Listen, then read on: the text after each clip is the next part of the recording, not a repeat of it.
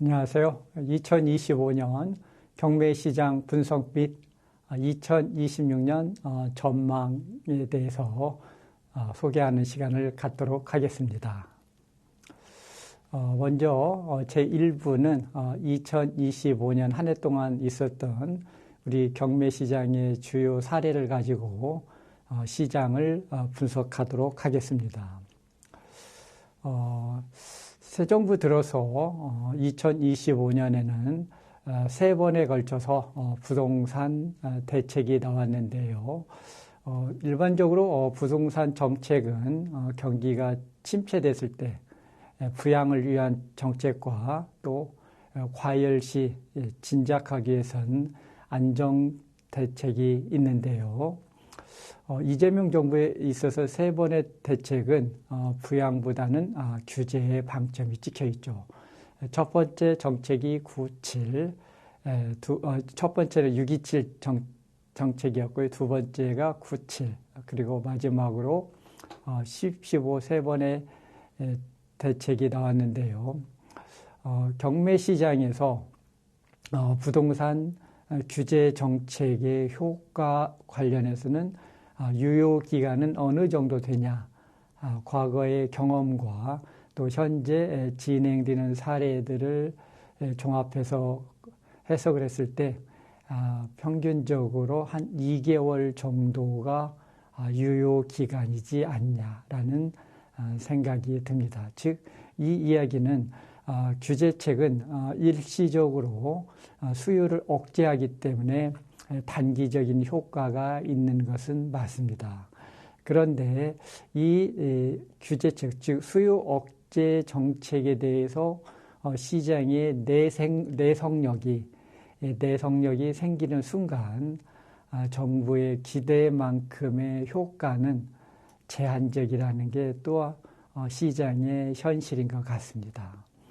여하튼 정부의 부동산 정책이 경매시장에 미치는 효과의 유효기간은 평균적으로 2달을 넘기기가 어렵다라고 우리는 해석을 하고 있습니다. 반면에 정부 정책이 우리 경매시장에 순기능과 역기능으로 작용을 하고 있는데요.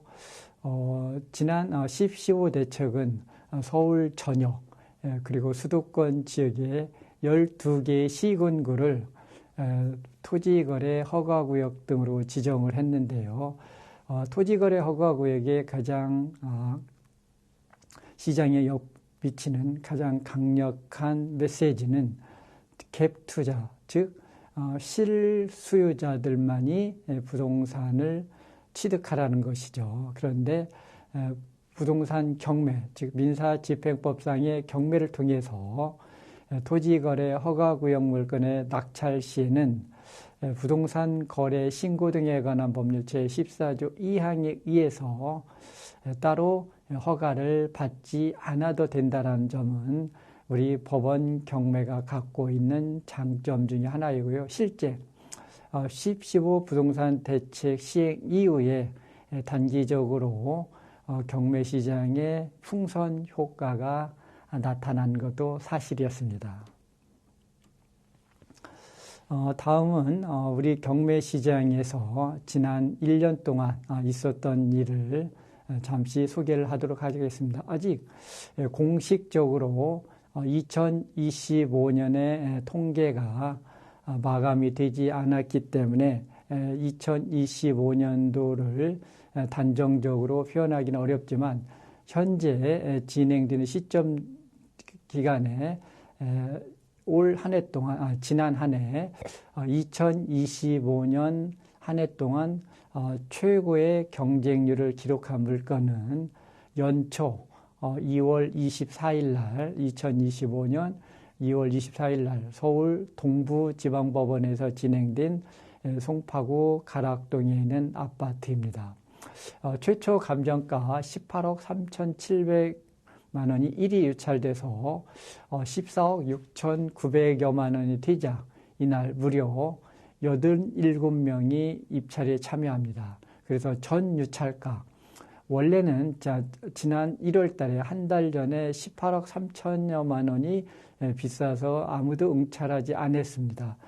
그러면 우리가 적어도 합리적인 기대 가설에 의한다면 지난 유찰가 18억을 넘기지 않아야 되죠. 그런데 웬걸 한 달 후에 87명이 초경합을 벌인 끝에 전 유찰가 18억을 가뿐히 넘긴 21억여 원대의 낙찰가가 정해진 낙찰가가 결정이 됐는데요. 이날 비록 2월 달에 연초 채 2025년 서막을 열고 채 2달이 지나지 않은 시점이었지만 이 87명이 2025년 전체의 총 전국 60곳에서 낙찰된 물건, 아마 공식적인 통계가 나오지 않았기 때문에 낙찰 건수를 정확히 소개할 수는 없지만 아마 6만 건 이상이 낙찰건이 될 걸로 우리 잠정 추계를 하고 있는데요. 그 6만여 건 중에서 최고 경쟁률을 기록한 사례가 되겠습니다. 다음은 그 연립 다세대 물건은 아직 전세 사기의 여진이 남아 있어서 그런지 예전과 같이 치열한 경합을 벌이는 물건은 드뭅니다. 단 신속 통합 계획 예정이라든가 또는 그 지정된 물건, 즉 재개발의 미래 가치가 기대되거나 아니면 역세권에 있는 물건으로서 상대적으로 전세 보증금만으로도 투자 금액을 회수할 수 있는 물건들, 즉 이런 역세권이라든가 저평가 또는 미래 가치가 기대되는 물건은 또 전세 사기의 후유증과 관계없이 수십 명씩 몰려다니기도 하는데요. 지금 우리가 사례에서 보고 있는 물건이 바로 그런 물건 중에 하나가 되겠습니다.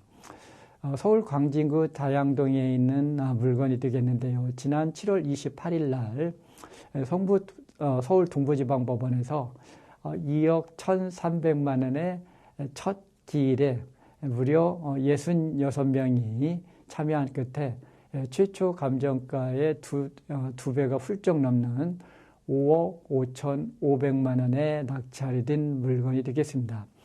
그런데 사실 이 물건은 2년 전에 공매에 나온 적이 있습니다. 우리가 경기가 어려우면 은행권의 원금과 이자를 갚지 못하면 법원 경매로 나올 수가 있고요. 지방세나 국세 등을 현재 갚지 못하면 체납이 되면 압류재산 공매로 나올 수 있어요. 즉 하나의 부동산이 경매로 진행될 수도 있고 또 공매로 진행이 될 수도 있습니다. 우리 현행 민사집행법이나 국세징수법 또는 지방세징수법 등에서는 이처럼 하나의 부동산이 경매와 공매 동시에 이루어졌을 때 이 양자를 조율하는 내용, 규정은 없습니다. 이런 경우 누가 먼저 진행을 했느냐가 중요한 게 아니고요. 먼저 낙찰받고 잔금을 낸 사람이 최종적인 소유자가 됩니다. 예를 들어 시작은 경매가 빨랐는데 낙찰은 공매가 먼저 되는 경우 최종적인 소유자는 공매 낙찰자가 됩니다. 그런데 경매와 공매는 같은 듯 몇 가지 다른 점이 있습니다. 첫 번째는 물건 수입니다. 공매는 경매 물건에 비해서 물건 수가 현저하게 적습니다. 반면에 정보 공개 정도에 있어서는 부동산 경매는 거의 완전 정보, 완전 경쟁 시장에 준한다면 공매에 대한 정보 제공은 경매에는 미치지 못합니다. 즉 불완전 정보 공개가 있는 부분이 있고요. 또 하나 가장 큰 부분은 낙찰 후 명도 과정입니다. 법원 경매는 인도 명령이라는 간이한 명도 절차가 있는데요. 반면에 공매는 인도 명령 제도는 존재하지 않습니다. 만약에 낙찰자와 점유자 또는 소유자들 간에 원만한 협의가 이루어지지 않을 때는 오로지 소송을 통해서 이루어집니다. 이런 연유로 동일 물건이 경매, 공매 진행될 때는 심한 경우 공매는 경매에 비해서 반값에서 한 70% 내외의 낙찰이 되는데요. 바로 경매 물건, 2025년 7월 달에 이 경매 물건은 2억대의 물건이 66명이 경합을 해서 5억 5,500에 낙찰이 됐습니다.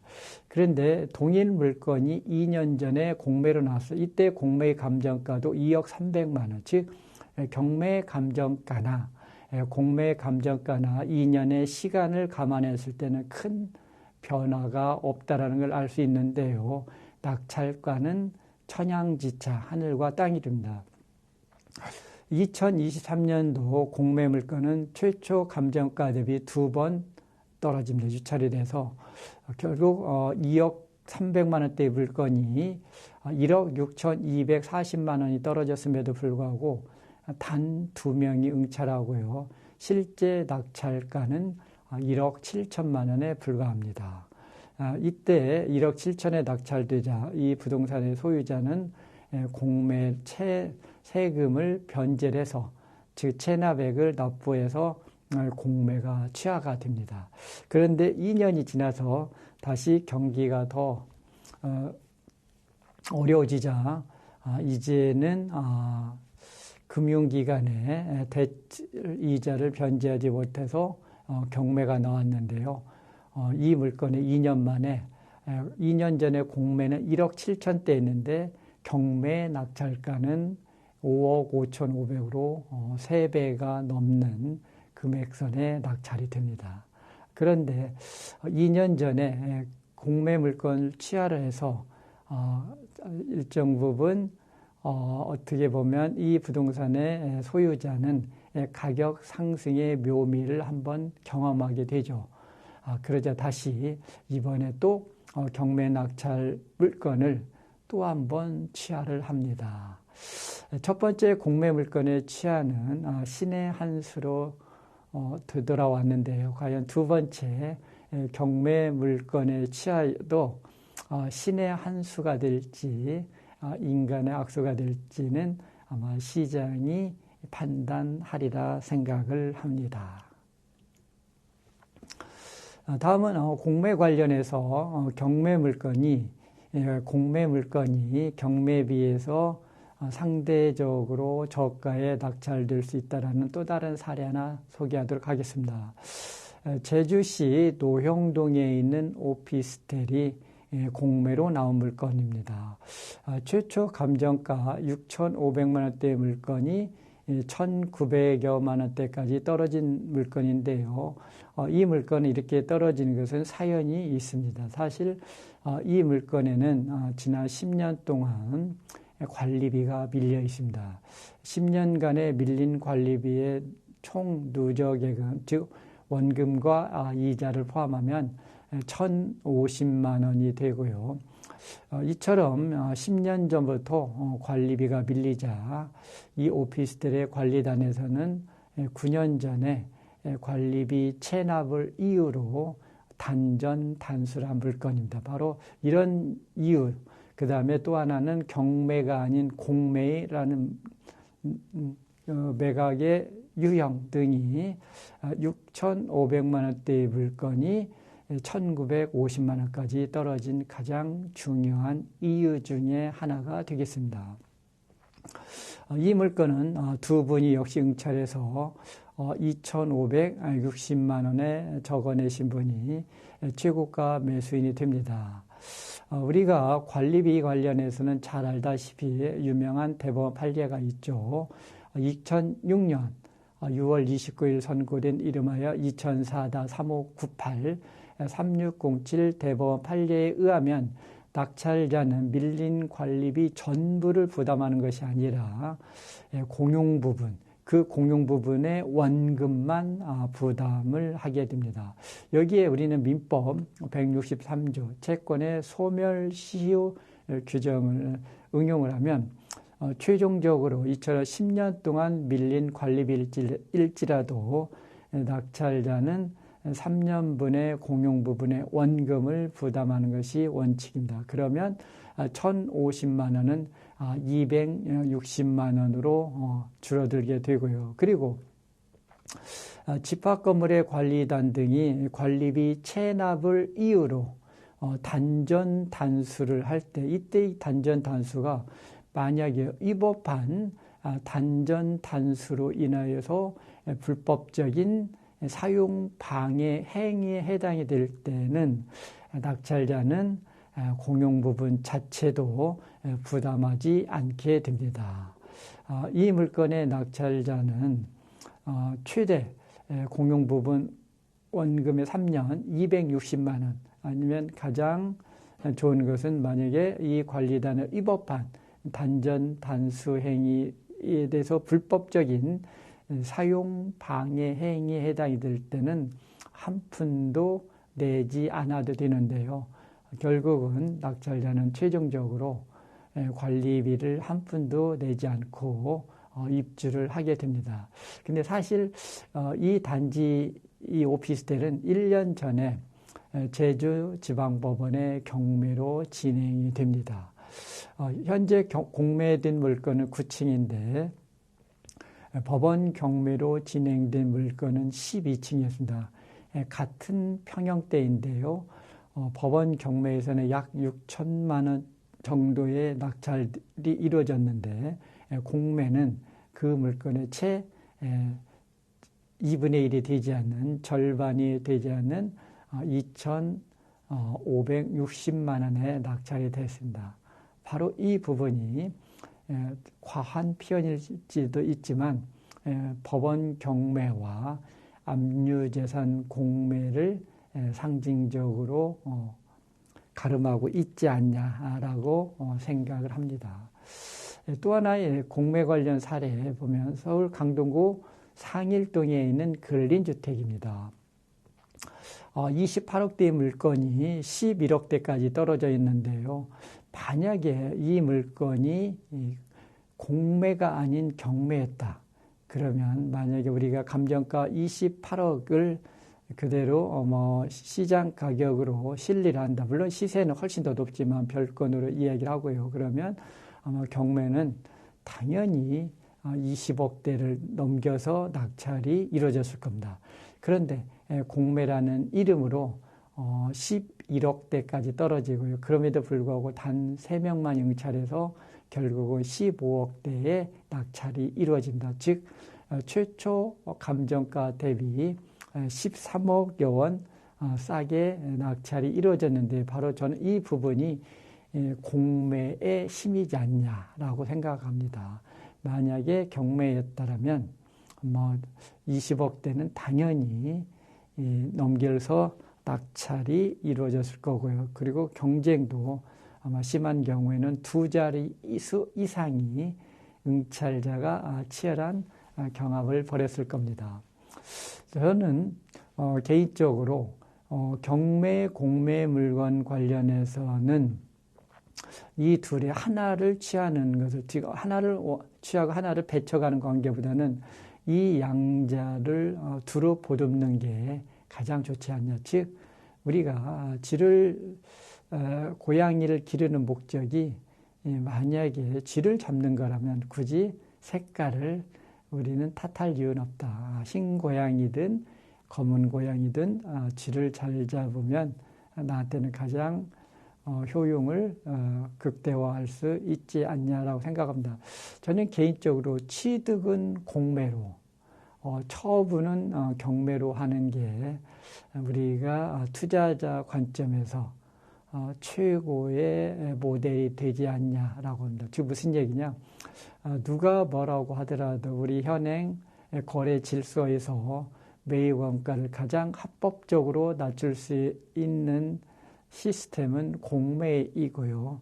그리고 처분 과정에 있어서 법원 경매는 어떠한 역풍이 불더라도 법정의 문은 닫히지 않는다라는 점, 즉 내가 원하는 금액에 근접하냐 근접하지 않느냐의 차이는 존재할 정 거래 절벽은 우리 부동산 경매에서는 존재하지 않기 때문에 처분은 경매로, 취득은 공매가 우리나라 현행 부동산 거래 시스템상 가장 최고의 조합이다라고 저는 생각을 하고요. 그 관련해 마침 물건이 있어서 하나 소개하겠습니다. 인천시 광화군 삼산면에 전원주택단지 내 진입도로 일부 지분이 공매로 나옵니다. 지목은 대지가 아닌 도로이고요. 또 경매도 아닌 공매, 온전한 땅도 아닌 지분, 그리고 시점은 금융위기, 가장 안 좋은 재료들이 중첩적으로 설상가상격으로 겹쳐있는 물건입니다. 이런 연유로 최초 감정가 260만 원대 물건이 반토막이 납니다. 아마 제가 보기에는 더 떨어져야 될 물건인데요. 이 물건에 관심이 있는 사람은 더 떨어질 수는 있지만 더 떨어진다라는 것은 절대 가격계에서는 큰 의미가 없다. 만약 이게 몇 천만 원대, 몇 억대라면 당연히 떨어짐을 기다리지만 200만 원대의 물건이 133만 천 원까지 떨어진 물건에 더 기다린 것은 큰 의미가 없다라고 해서 단독으로 최저가선에 낙찰받습니다. 사실 여기만 보면 아마 해법은 깜깜하죠. 도로, 그것도 전부가 아닌 일부가 지분 도로를 공매로 취득 시 과연 이분은 이 물건에 대한 어떤 보완과 해법을 가지고 낙찰받았을까 하는데요. 이분은 일반인들의 의표를 찌릅니다. 즉 무슨 얘기냐. 이분은 지분을 취득, 즉 도로보다는 지분의 일부, 지분 경매에 대해서 해법에서 힌트를 착안하는데 바로 나머지 지분권자 약 85%를 소유하는 지분권자들과의 관계 속에서 이분은 투자 수익을 극대화할 수 있다는 점을 착안한 것 같습니다. 즉 나머지 지분권자를 상대로 공유물 분할 소송을 제기하죠.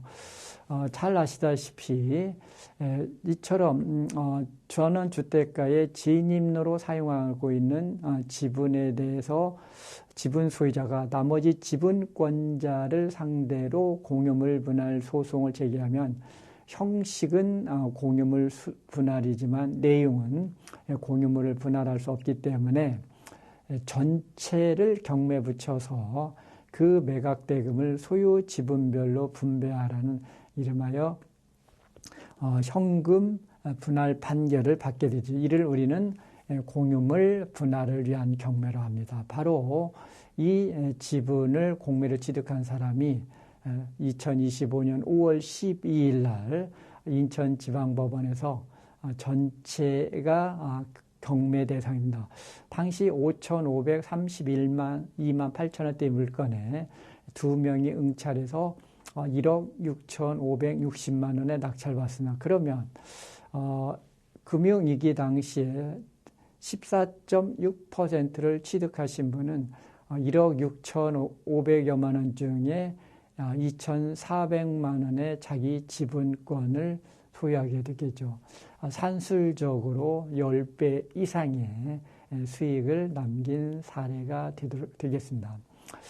이 물건이 취득 원가가 130여만 원 저가에 있으니 망정이지 만약 이게가 130만 원이 아니고 1,300만 원 또는 1억 3천만 원이었다면 그 수익은 상상 이상이 될 수도 있었고 여하튼 제가 이 물건을 소개하는 메시지는 이처럼 경매 또는 공매를 따로따로 보면 불완전 상품이 될 수 있지만 이 두 상품을 하나의 융합을 하면 컨버전스를 한다면 최고의 수익을 구가할 수 있는 또 다른 상품으로 둔갑할 수 있다라는 점을 소개합니다.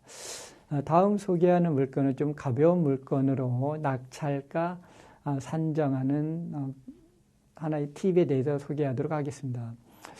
용인시 초인구 유방동에 있는 자동차 시설 정확히는 세차장으로 이용하고 있는 물건이 경매나온 물건인데요. 최초 감정가 22억대의 물건임에도 불구하고 유찰 없이 첫 기일에 두 분이 응찰합니다. 그런데 이 두 사람의 가격이 신의 한 수처럼 보여지는데요. 1등이 26억 5,378만여만 원, 2등은 26억 5천만 원 불과 1등과 2등이 4억여 원을 더 썼는데요. 가격 차이는 378만 1,600만 원의 초근접을 합니다. 그런데 1등 하신 분의 가격 산정 구조가 전체 면적 340평에 평당 780만 원을 고민하다가 그렇게 되면 26억 5천만 원이 되는데 여기에서 저희가 좋아하는 숫자를 뒤에 덧붙입니다. 즉 평당 70만 원에 이 최고가 매수인이 태어난 날 5월 24일을 덧붙였더니 바로 그 금액이 26억 5,378만 1,600원이 됐는데요. 저는 지금까지 여러 번 셀 수 없을 만큼 입찰에 참여했지만 단 한 번도 생일이라든가 이런 날을 입찰가 산정의 하나의 경우의 수로 고려해 본 적이 없었는데요. 요 사례를 접하면서 때로는 자기가 좋아하는 길일 등을 가격 산정 시에 접목을 하면 이처럼 낙찰에 근접하면 낙찰을 받을 수 있을 뿐만 아니라 차순위자와 초경합 속에 낙찰이라는 행운을 누릴 수도 있다라는 사례가 돼서 소개를 해 보았습니다. 다음은 연립 다세대에 관련해서 앞전에도 얘기했듯이 아직은 예전에 그 인기는 회복하기에는 조금 더 시간이 소요가 되는 것 같습니다. 아직까지는 전세 사기의 여진들 주은굴 씨가 모두 말끔히 제거가 되지 않았기 때문에 일반인들이 응찰을 꺼려하고 있으나 그렇지만 그 와중에도 속살이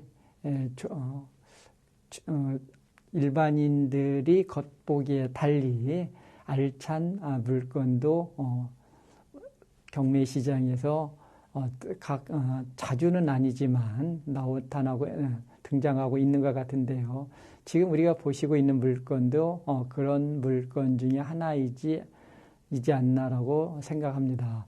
인천시 부평구 십정동에 있는 다세대 물건이 되겠는데요.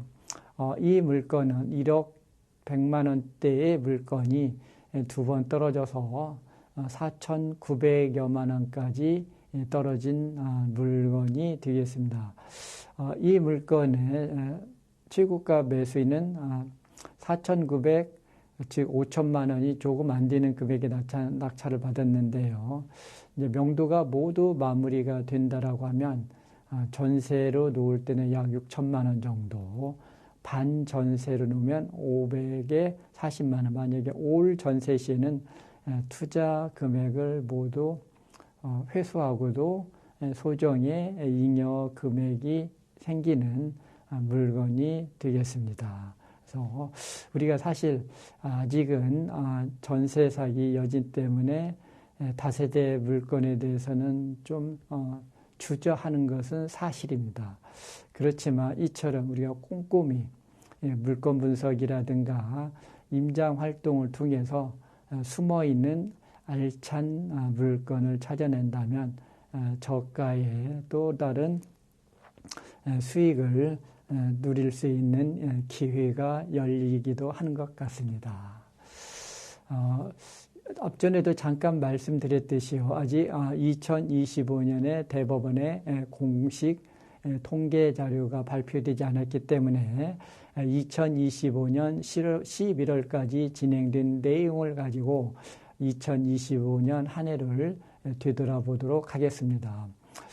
지난 11월까지 전국 69세 법원에서 진행된 경매 물건의 총량은 25만 4,969건이 되는데요.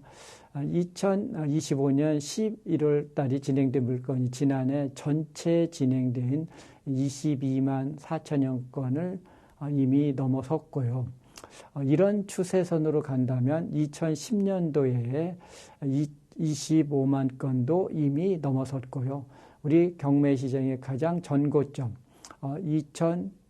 2009년도에 28만여 건을 넘느냐 안 넘느냐가 2025년 경매 마감을 앞둔 초미의 관심사가 되겠습니다. 즉 2009년도가 IMF 이후에 역대 최고의 28만여 건으로 경매 물건이 진행을 했는데요. 바로 올해가 2009년 물건에 가장 근접한 해가 된다. 즉 역대급의 경매 물건이 2025년도에는 등장했습니다. 이런 연휴이다 보니까는 당연히 수요가 분산되면서 매각가율이라든가 매각률은 금융위기 때보다도 더 낮은 매각률은 23.1%, 매각가율은 63.8%로 금융위기 이래 역대 최저 수준을 기록하고 있습니다. 올해는 2025년도에는 2009년 이래 역대급의 경매 물건이 등장하다 보니까 경매 관련 각종 진기록도 또 수립이 된 것 같습니다. 우리 경매 역사상 역대 최고가 낙찰가의 물건이 바로 등장한 해가 2025년이 되겠는데요. 지난 8월 25일 날 서울 동부지방법원에서는 서울 성동구 성수동 2가 공장 등에 소재하고 있는 땅, 토지와 건물이 경매 나왔는데요. 당시 최초 감정가 2,201억 원인데 요즘 경기에 관계없이 신건임에도 불구하고 신도리코에서 단독으로 응찰해서 2,202억 100만 원에 낙찰이 됐는데요. 이 물건이 즉 2,202억 100만 원이 우리나라 경매 역사상 잔금 납부 기준으로 역대 최고가 물건이 되겠습니다. 그동안에 신도리코가 낙찰받은 성수동 공장 물건이 등장 이전에는 지난 2006년도에 성남지원에서 진행된 그 성남 분당구 야탑동인의 여객터미널이 1,466억 원의 한국가루프에서 낙찰받고 대금을 납부한 사례가 우리나라 경매 역사상 최고가 낙찰 물건이었는데요. 바로 이 기록이 약 20년 만에 2,202억대로 기록이 갱신이 된 사례가 되겠습니다. 반면에 2025년은 우리나라 경매 역사상 초고가 물건에 등장한 반면에 우리나라 경매 역사상 최소 면적, 최저 감정가 등의 진기록도 또 같이 수립이 된 해가 되겠습니다. 춘천시 남면 도로 물건이 지난 7월 28일 날 춘천지방법원에서 경매로 등장하는데 이 물건은 우리나라 경매 역대 최저의 진기록을 모두 한꺼번에 갈아치운 사례가 되겠습니다. 감정가 기준 5,670원 역대 최저 물건이 되고요. 이 물건의 낙찰가 10,000원 역시 우리나라 경매 역사상 최저 낙찰가가 되고요. 이 물건의 면적은 0.9cm, 즉 이 물건은 사방 9cm입니다. 10cm가 채 안 되는 사방 9cm가 경매 물건이 돼서 역대 최소 면적 등의 진기록을 한꺼번에 갈아치운 사례가 되겠습니다. 2025년 경매 시장은 한편에서는 채 커피 한 잔 값에 불과한 경매 물건이 등장한 반면에 우리나라 경매 100여 년의 경매 역사상 사상 처음으로 2천억 대의 낙찰 물건이 등장한 한 해가 되겠습니다. 또 2025년은 또 해프닝에 있어도 한 획을 그은 해가 되겠는데요. 지난 7월 달에 김포시 월곶면의 밭이 경매에 나옵니다. 1억 대의 물건이 한 번 유찰돼서 7,225만 원이 되자 어느 분이 혼자 참여해서 7,700만 원을 적어낸다는 것이 입찰가의 오기로 7,700억 원이 둔감한 사례가 된대요.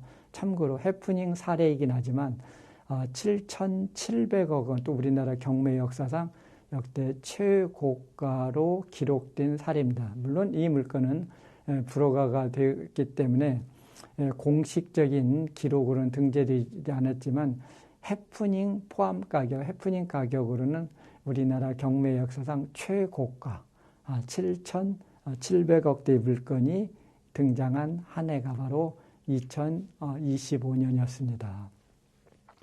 또 반면에 부산에서는 부산시 기장군 철마면 대지가 경매에 나왔는데 어느 분이 3억 8,400의 첫 지일에 혼자 참여해서 20억 2천만 원을 적어냈는데요. 우리가 흔히 알고 있는 0을 하나 더 쓴 입찰가 5기에 해당되는 물건이 아니라 그러려면 38억대가 돼야 되는데 이 물건은 입찰가 기재시 5기는 5기인데 바로 앞전 번호에 있는 사건 번호 부산시 해운대구 중동에 있는 LCT 물건에 응찰한다는 것이 착오로 기장군 철마면 대지 물건의 입찰가를 기재하는 착오의 물건입니다. 이처럼 사건 번호를 잘못 기재했을 경우에는 법원은 안타깝지만 매가 불허가가 되지 않습니다. 결국 매가가 허가가 됐고요. 지난 2025년 11월 26일 날 최종적으로 대금 납부 기한이 도래했음에도 불구하고 안타깝지만 최고가 매수인은 대금을 납부할 수 없게 돼서 입찰 보증금 3,800여만 원을 포기한 사례 물건이 되겠습니다. 반면에 제주도 서귀포시 남원읍의 단독주택, 전원주택에는 어느 분이 입찰가를 동일 숫자를 반복했는데요.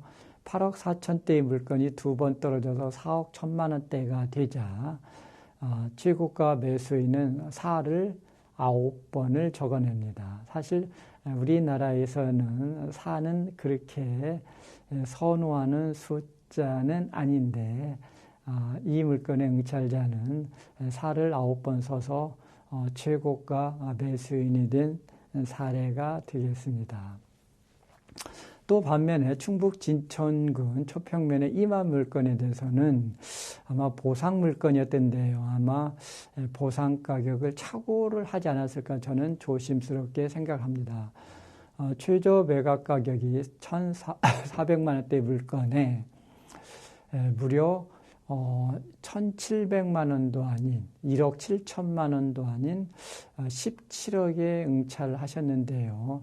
저는 여러모로 아마 최고가 매수인이 착오를 하지 않을까. 그런데 이 물건에 또 저희가 혼란스러운 건 2등 하신 분 역시 14억대에 같이 따라 붙었다는 부분이, 그래서 1등과 2등이 한 분은 착오로 했다라면 이해가 가는데 응찰자 두 분이 1,000만 원대의 물건을 10억대의 물건을 적어낸다는 것은 우리 경매 시장에서는 흔치 않은 사례이고요. 그리고 주변의 인근의 보상의 전례 등을 우리가 고려했을 때는 어디인가 저는 착오가 있지 않았을까 생각을 하고, 여하튼 저는 17억에 낙찰 받으신 분이 대금을 납부하느냐 아니냐에 따라서 아마 진검승부 여부가 결정이 되지 않을까 생각을 합니다. 지난 1년 동안 2025년 동안 전국 기준으로 매각가율은 계속 지난 2021년 전고점 1에 78.9%의 전고점 1에 5년 동안 계속 떨어지고 있습니다. 반면에 특정 지역의 특정 종목을 보면 또 혼란스럽죠. 서울 강남구 아파트는 계속 우상향을 합니다.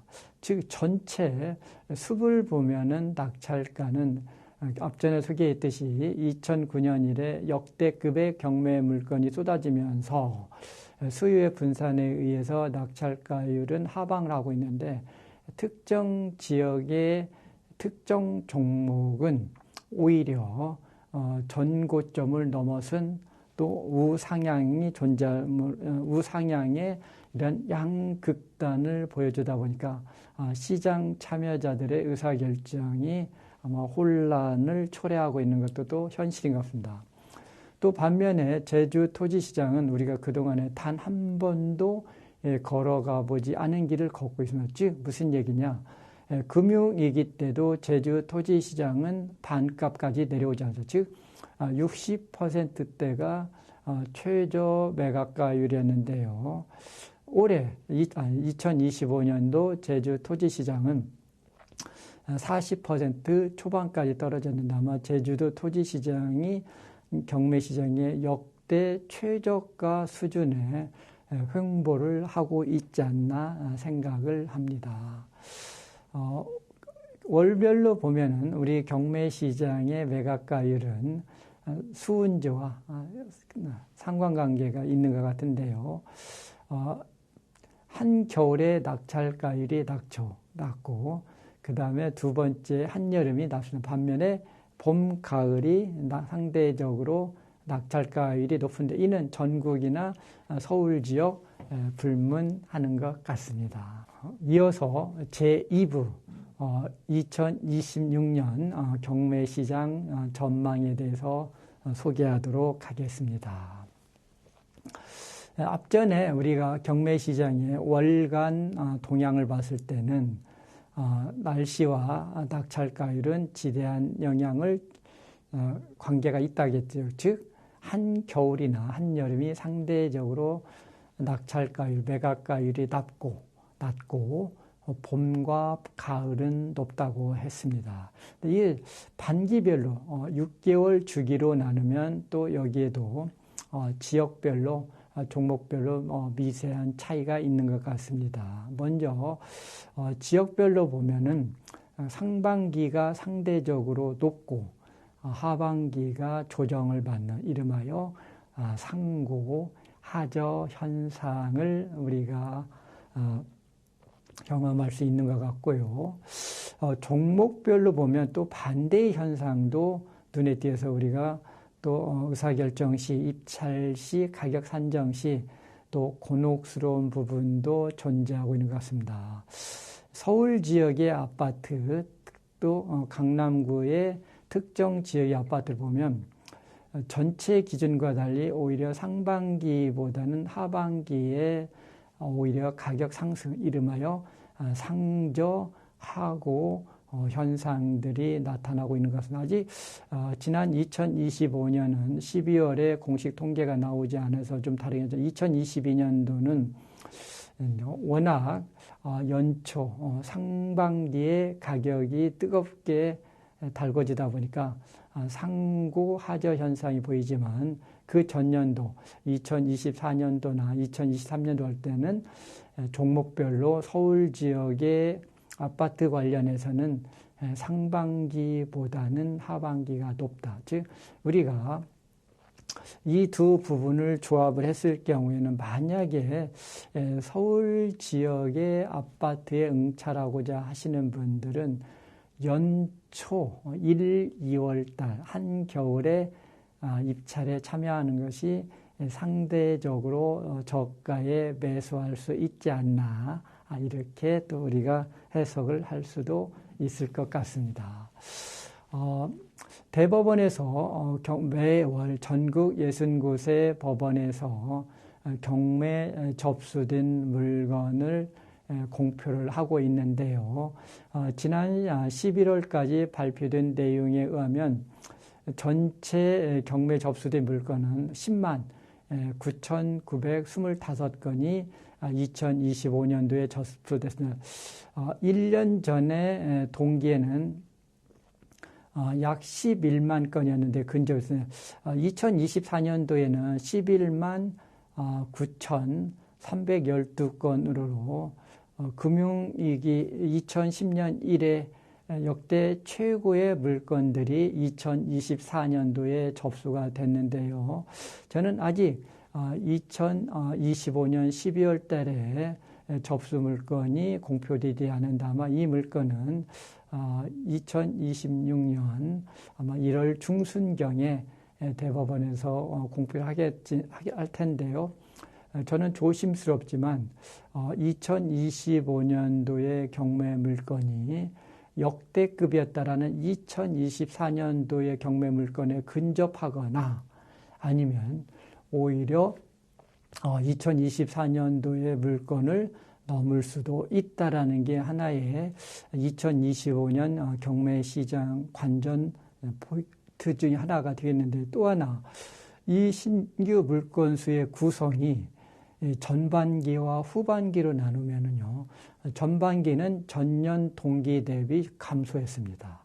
그런데 후반기는 전년 동기보다는 증가했는데 저는 이게 큰 의미가 있다. 왜 그러냐면 경매 물건은 접수한 시점하고 실제 매각기일에는 약 7개월, 평균 7개월에서 길게는 10개월의 시차, 후행을 하게 됐는데요. 즉 무슨 얘기냐?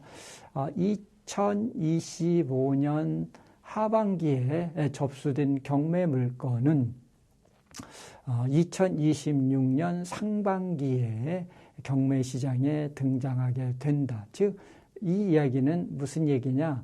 2025년도가 앞전에서도 몇 차례 소개해 드렸지만 2009년 이래 역대급의 경매 물건이 등장했다고 했는데, 저는 이 추세가 2025년도의 과거형이 아닌 2026년도 적어도 상반기에는 현재 진행형이 될 수도 있다라고 저는 생각을 합니다.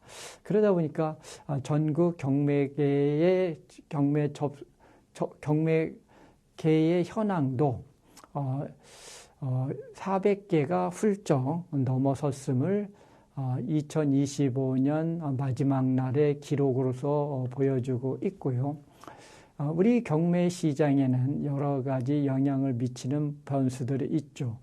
공급 사이드가 있고 수요 사이드가 있는데, 공급 관련해서는 거시경제, 실물경제, 그리고 일반 부동산 시장의 동향, 흐름 등이 경매 시장의 공급 측면에서 지대한 영향이고, 반면에 수요는 금리라든가 세금이라든가 대출 등, 즉 정부 정책에 지대한 영향을 받고 있는데요. 정부 정책은 단기적으로 우리 경매 시장의 낙찰가율이라든가 입찰 참여자 수에 결정하는 요인이 되는 것 같고요. 장기적인 측면에서는 거시경제 회복 정도, 그 다음에 일반 부동산 시장의 거래 활성화 정도가 우리 경매 시장의 낙찰가율에 지대한 영향을 미치는 요인이 되겠습니다. 앞전에 신규 물건 수 등을 고려했을 때는 저는 2026년 상반기까지는 현재의 추세선이 그대로 유효하다, 유효한 명제가 될 것이라고 조심스럽게 생각을 합니다. 경매 시장은 경기 불황의 정도에 따라서 경매 시장의 공급되는 유형이 다른데요. 불황의 초기에는 주거용 부동산, 즉 수도권 지역의 연립 다세대와 소형 아파트, 지방의 중소형 아파트들이 경매 시장의 주류를 이루고요. 그 다음에 경매 불황이 중기에 진입했을 때는 수익형 부동산, 그 중에서도 꼬마 빌딩이라든가 구분 상가의 물건들이 경매시장에서 물고가 터집니다. 경기 불황의 마지막 단계에서는 초대형 업무용 부동산의 금액대로 보면 500억대 이상에서 1000억대의 물건들이 경매시장에 등장하게 되는데요. 현재 시점에 있어서 우리 경매시장에서 바라본 경기 불황의 정도는 중기까지는 이미 진입을 한 것은 다툼이 없는 것 같습니다. 어떤 경우에도 정책 결정자들은 경매 물건이 경매 시장이 말기에 진입하는 것은 모든 조절 수단을 총동원해서 막아야 되는, 즉 억제를 해야 된다는 것이 정책 결정자들한테 부여된 과제이자 숙제라고 생각을 합니다. 만약에 그렇지 않으면 우리 국민들의 삶이라든가 우리 서민들의 우리 경제, 우리 먹거리 부분은 너무나 심대한 타격, 고통을 받을 수 있기 때문입니다. 경매 물건이 역대급으로 쏟아지다 보니까 과거에 우리가 경매 시장에서는 좀채 구경할 수 없는 지역, 즉 가장 핫플레이스 지역의 물건들이 줄줄이 대기하고 있는 것도 우리가 알 수 있는데, 서울에서 가장 핫플레이스 중에 하나는 서울 성동구 성수동 2가 앞전에 소개했듯이 우리나라 경매 역사의 한 획을 그었던 역대 최고가 물건이 등장했던 바로 그 성수동 2가 지역임에도 불구하고 경매 시장에 예정 물건들이 줄줄이 대기하고 있는데, 그 중에 하나가 바로 성수동 2가에 있는 1층에 있는 구분 상가 물건이 현재 경매 대기 중인데요. 아마 2026년 상반기 그 어느 즈음에는 도중에 경매가 취하라는 그런 변수를 만나지 않으면은 일반인들이 아마